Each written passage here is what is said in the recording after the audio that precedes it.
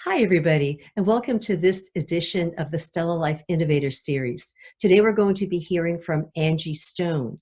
And Angie and her team at the HyLife Oral Health Alliance have been serving the oral health needs of elders who reside in care communities for nearly a decade.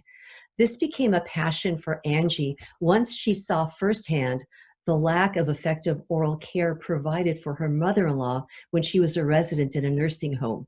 Angie is a dental hygienist. She's a certified dementia practitioner, a certified caregiver, an international speaker, as well as the author of the Amazon best-selling book, Dying from Dirty Teeth.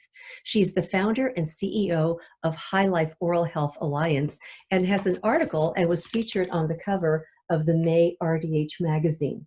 So Angie has a powerful message for us today. Let's welcome Angie Stone. Hey everybody, Angie Stone here. Thank you to Liz and to StellaLife for having me come on and share a little bit with you about what I do.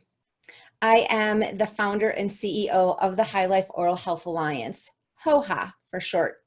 And what we do at HOHA is we take care of the oral health needs of dependent adults wherever they live.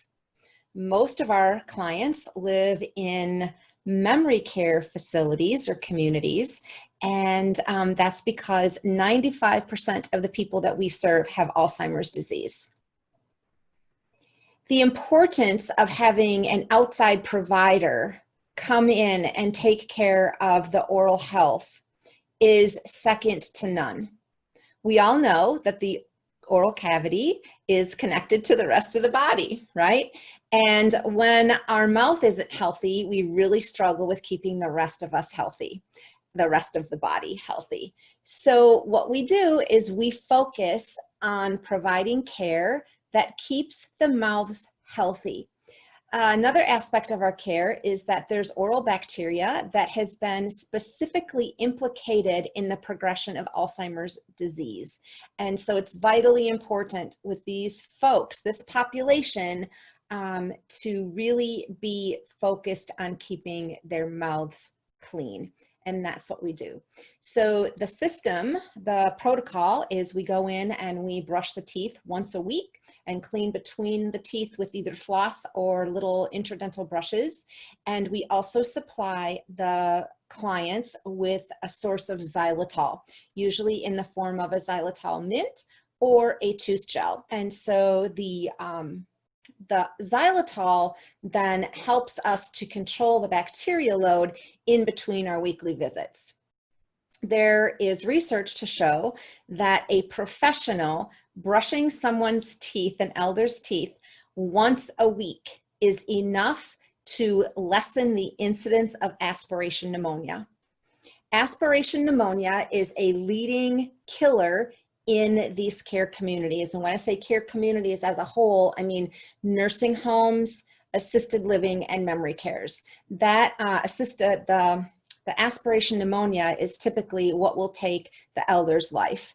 And the aspiration pneumonia, guess where it starts? It usually starts in their mouth because the mouths of these folks are not being tended to by the care team at an effective level. So why is that? We know that care teams are definitely overworked and they don't have enough time to spend with every resident. And one of the very, very first things to be let go from their care is the oral health.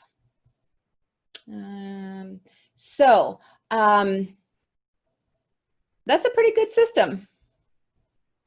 And things were going along great until they weren't.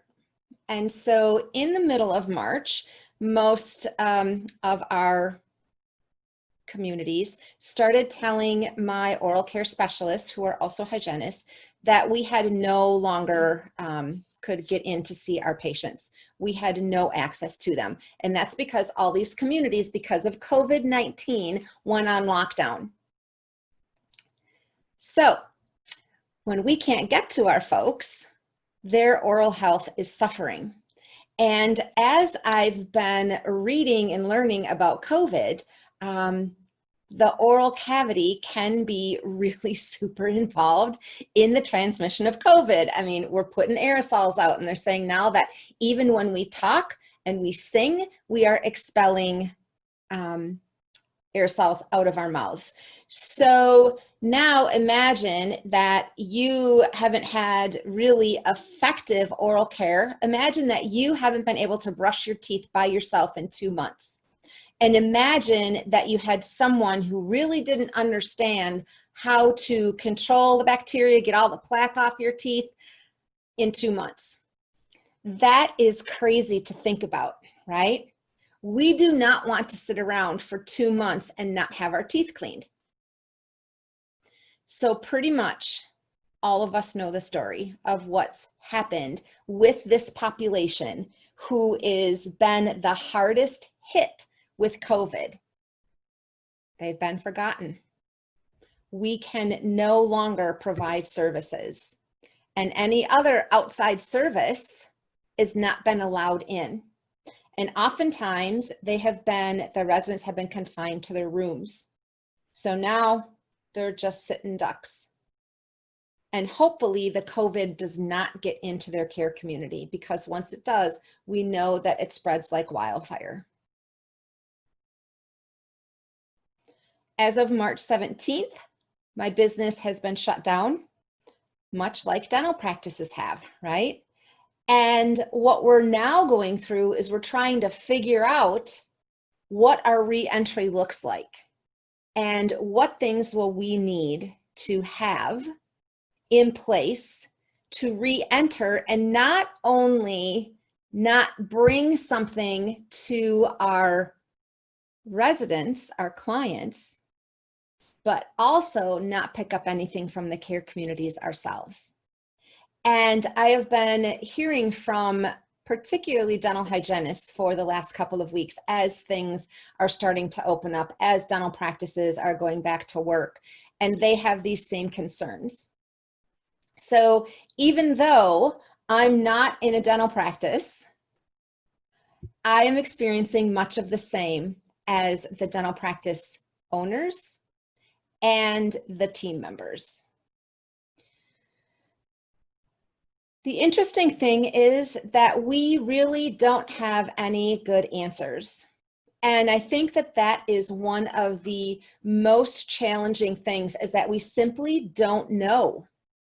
We don't know where this is all going. We don't know enough to make recommendations that say, yes, we know that if we do this, that we are going to be able to slow down this virus or stop this virus. I listened to a webinar today from the American Dental Association with 2 amazing, amazing speakers. And that's exactly what they were telling us, is that we just don't know enough. There isn't research out there showing anything much with COVID-19, because we've only been dealing with this particular virus in this pandemic for about 6 months. And that's all the time we've had to look at it. And so this is uncharted territory that we're in. And that can feel really scary. And so the message that I've been sharing with the dental professionals that have been reaching out with me is that we have to make choices that we can live with. So many times I'm hearing that the team is being told they're going back to work, and if they don't want to come back to work, if they don't feel that they have the appropriate personal protective equipment, if they feel they don't, they're not safe with the aerosols, if they don't know enough about how that aerosol is going to work in the office, they're being told to return to work anyway, or lose your job. And to me, that's a sad thing. That's a sad thing. What I'm not hearing a lot about, and I know it has to be happening out there, right? What I'm not hearing a ton about is teams that have been communicating well. Teams that have been working on this problem together, right, as a unit, as a team, and allowing everyone to feel heard. I think that's the biggest issue that is being worked through here, or that we're seeing, is that people are not feeling seen and heard. And when we don't feel seen and heard, we feel disrespected. And so it's very, very important as we move on through this pandemic back into our businesses, as we're dealing or working with even our families, right? Through all of this. Many, many people have varying attitudes, and maybe that's not the best word, but varying opinions. We have everything from, oh my gosh, everybody's going to die, right? I know if I go anywhere, I'm going to die, one end of the spectrum. And then we have the other end of the spectrum where this is all made up. This is all made up. Yep, it's a conspiracy theory throughout the whole world. Okay. And I look at both sides, both extremes, and I'm like, okay, look, guys, as which is usually the case, the truth lies somewhere in the middle, right? Somewhere in the middle. And I know that as human beings, when we come together and we try to see this side of it and this side of it, and we talk to each other and we really listen to each other, right? That's where the magic is going to happen through all this. And that's what I've been trying to do with my team. I want to hear their concerns. Yes, I'm the leader. Yes, in some aspects, it's up to me to decide what is best, right? But I'll tell you what, if we're not hearing the people that work with us, if we're not taking the time to hear their concerns and taking their concerns into account, we're going to have trouble. I was told by a hygienist the other day that they were going to have a team meeting, and the doctor told her, because she had been asking questions of this dentist, the dentist texted her and said, "Don't challenge me at the meeting." Okay, look. That's not going to go well, right? That's not going to go well.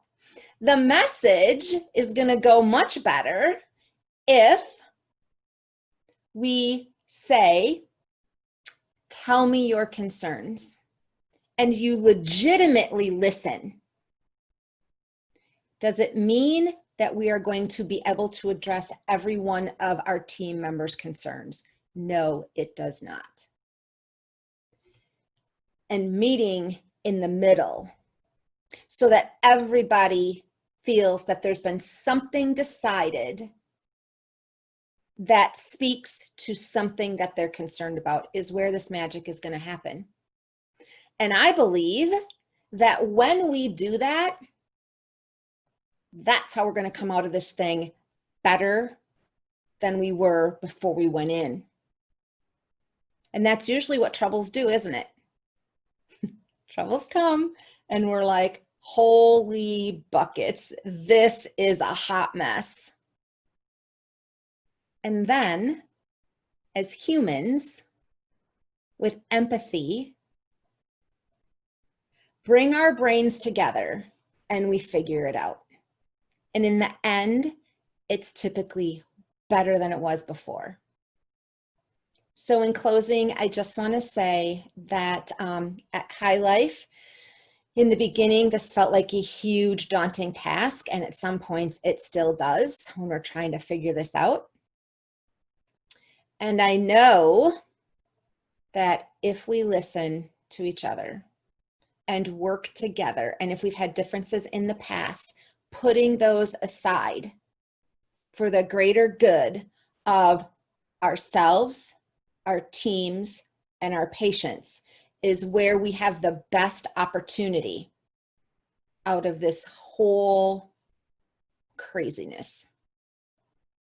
So thank you for listening to me. I hope that wherever you are in this process in your life with this COVID pandemic, that things are looking up. And if they aren't yet, I know they will soon. Thanks again to StellaLife for the opportunity to share my thoughts on this platform. Hope you have a great rest of the day or the evening whenever you're watching.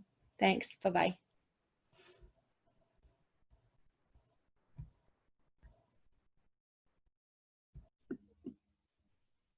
Thank you, Angie, for those heartfelt words. Yes, we're all facing a lot of obstacles right now, but we might as well advance together. And while we're doing that, why not do it joyfully? We have that choice. So have a wonderful week and come back next week, and we'll see you again on the StellaLife Innovators series next Friday. Thank you so much.